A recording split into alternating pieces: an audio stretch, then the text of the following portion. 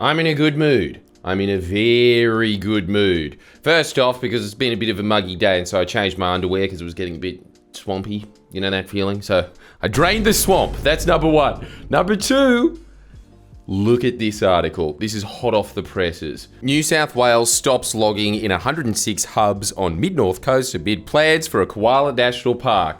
Bam! Take that, haters! And also, how good is that for the koalas? And not good for the koalas haters. That is incredible news for everyone except me, because I was going to do a video today that was on this exact topic, and now I have to chuck out 70% of it, I suppose. Jesus Christ, now I know what it feels like to be a koala with having your habitat severely diminished. And so we will be doing that video, but in the meantime, that means that we have to do one that is very, and I mean very poorly edited and fact-checked as well, because we have to do this on the fly. That video that we were doing has to be to the line. So you know what kind of video that's going to be, yeah? So that one is going to go on the back burner. Not a very good phrase when you're talking about habitat destruction and bushfires. But isn't this fantastic news? Come on, give a like on that, because this is something that I don't think that we cover enough in this channel, that we will be doing a lot more in the future, which is that, I don't know if you know this or not, but governments aren't wizards. The Premier isn't this mage apprentice to the Prime Minister. Show me your magical powers, sire. They are human beings, and they are part of a large, bulky machine that needs to be redirected like a ship.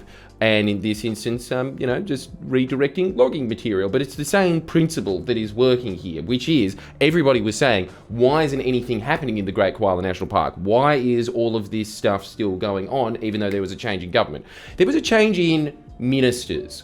That's what happened there. Everybody just signed off their little piece of paper. They have their little smiling certificate day. Yay, I did just continue on with my prefect syndrome, and it paid off. That you get that moment. And then what happens behind the scenes is, even when it comes to the departments of the ministers, let alone the actual environmental department, which is another story altogether, you need years and years to weed out all of the bad acting bureaucrats and that. But when it comes to the minister's environment staff only started working last week. As in, most people weren't even in their positions in the ministry staff until last week. And then you see the results of that already. How do I know all this? It's because, I don't know if you know from the content that I've covered before, when everyone's always saying, he's a sellout, he's not saying anything about it. It's because there's nothing to report. I've been trying to find out what happened. I care about this issue a lot. I don't know about you guys, but I'm not using koalas as this little mascot to be like, you better vote Labor or else he gets it in the fucking head. I actually really don't want them to go extinct. Yeah? I just care about results. And the problem is, when the staff isn't in place yet, you don't know what's going to happen. It's kind of just like saying, before you roll the dice in a Monopoly game, you're going to buy Park Avenue, aren't you? I know you are. I haven't fucking landed on it. I don't know. Like, it's just, when you create a national park, there's a lot of consultation that goes behind the closed doors, behind closed doors. There's a lot of like convening with people. There's a lot of reports. There's a lot of just going through a bunch of these very boring bureaucratic motions that take a long time.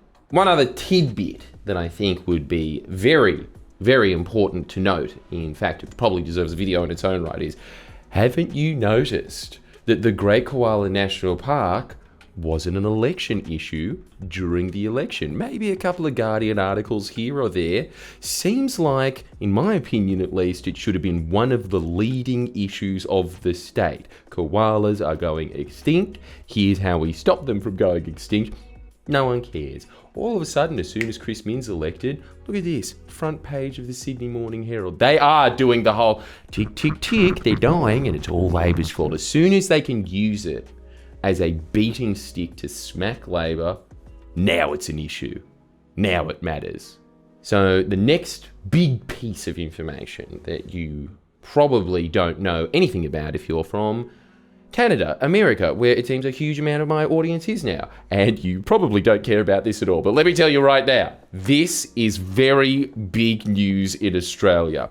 There was a housing fund that has been the center of this massive political media circus for the last, getting close to a year now, and it finally got passed, and good. The Housing Fund, or HAF for short, was a fund that was designed, kind of like an index fund that just increases over time, that the government puts aside, and the profits of it, more or less, go into what is social and affordable housing for the most down and out in society. We're talking about homeless people, DV victims, the disabled, and the Greens were blocking it for months, making it this big media attention issue and trying to divert attention away from the fact that it was designed to help the most down and out in society, and exploiting the situation that the world is in a cost of living crisis and rents everywhere are skyrocketing, and saying that's the government's fault that rents are skyrocketing and the government needs to do something about this, and we are going to hold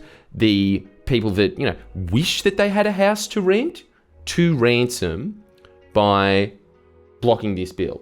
And by the way, this isn't me doing some hit job on their hidden secretive intentions. They published this. Max Chandler Mather actively published that was the Greens' plan. It was a PR move by the Greens to exploit the most down and out people in society for what they thought would be a big political winner for them, which it didn't end up being, which is why they wanted out. This is why, look at this photo right here. That says everything you need to know, because this was great for Max Chandler Mather's personal career, and Adam Bandt was thinking, fuck, we've really dug ourselves in a hole here, so you can see it on their faces right now. Max Chandler Mather going, no, I'm not going to be center of attention anymore, and Adam Bandt in the background, thank fuck.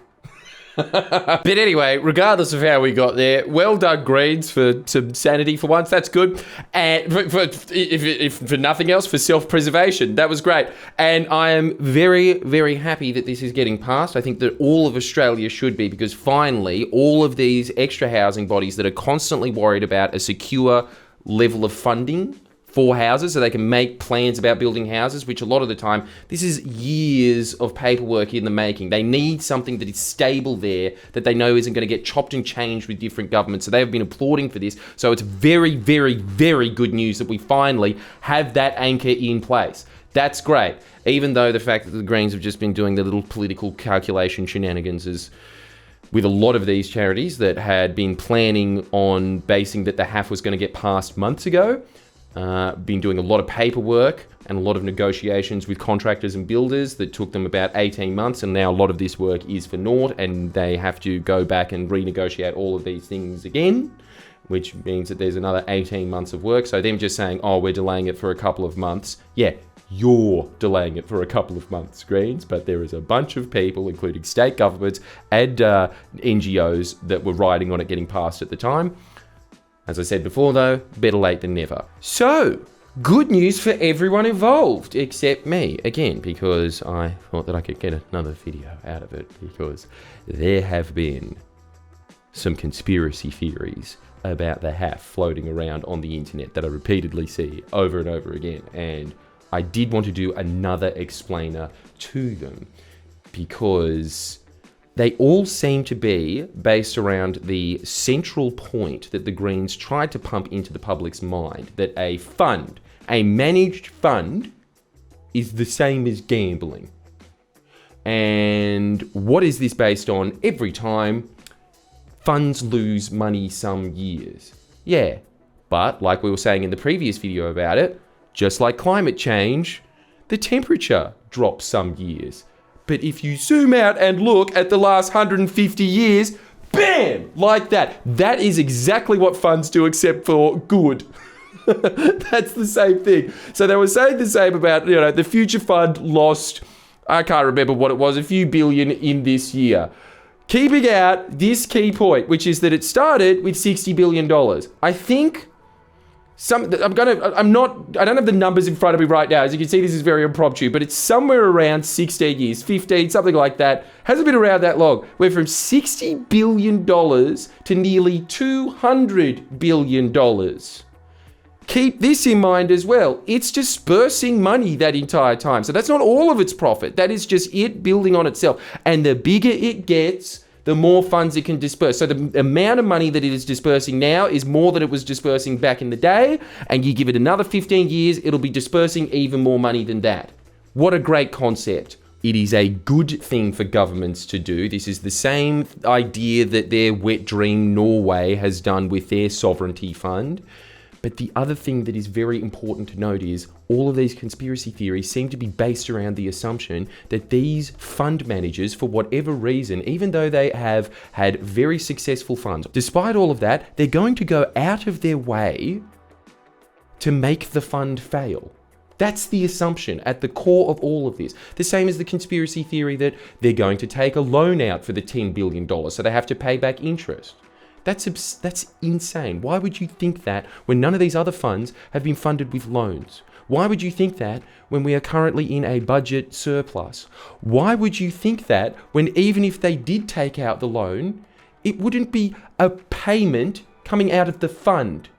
It would be a payment coming out of Treasury. So why are you including that as a fund expense? This is what I'm talking about. There is a bunch of these things that I wanted to go into. So if you want me to go into it, which I'm sure that all of you out there are just being like, shut the fuck up, all these shit numbers, and I get it too, I'm very bored by it, but I got that thing after a while of, no, it's actually very interesting, boys, you see. And so anyway, like, if you want me to go do it, I'll do the video still. My editor is just saying, but off camera, please don't encourage him to make the video. But you know, we both, so let's leave that out to the public. Shut up. It went for an hour. And I wanted to go for many hours. There are so many things we could be covering. But as I say before, here's my retort. It's actually very interesting, boys. So if you want me to do it, you can. You can absolutely encourage me and I'll be more than happy to do it. But today, I am extremely happy that these two major issues have had huge progress on them. And it comes to this central point, which is governments are not miracle makers, but they still perform miracles. Make sure you like and subscribe. We've got other videos coming out that are going to be not shitly edited. They're going to have some time and thought behind them, and I'm going to make sure that everything is coming out of my mouth is correct. And so make sure that you subscribe, like for those things. We've got a bunch of fun videos that are coming out because just look at this. I hate it when my release videos are just death, destruction. Oh no, you're going to die and have no babies to replace your progeny because plastic is getting in your sperm. Like, I hate it when it gets into that. So we're going to get nice and chubby. Look at the last fun video that we did. Cleaning horror stories. Do you think that was fun? I challenge you to go back at that and tell me, yeah. All the shit and blood stories was just like going to Luna Park, which now that I think about it, no, that is exactly like going to Luna Park. Also, another reason that we had to get this out quickly is because tonight, Friendly Geordies is performing live in sunny Bris Vegas with two shows. I've got two shows that are running there, but the one that you're probably interested in is the Bruise one, because if you want to know the inside story of what really happened, that's how you get it. That's the only way to get it. That's all the ways you can get it. So if you want to see that, you want to see what really happened at the Alamo, you must be 18, because I think that it is in a liquored venue. So you can go to that one. And then also Melbourne, that's coming up later on in the month. Get your tickets for both. I'll see you next time.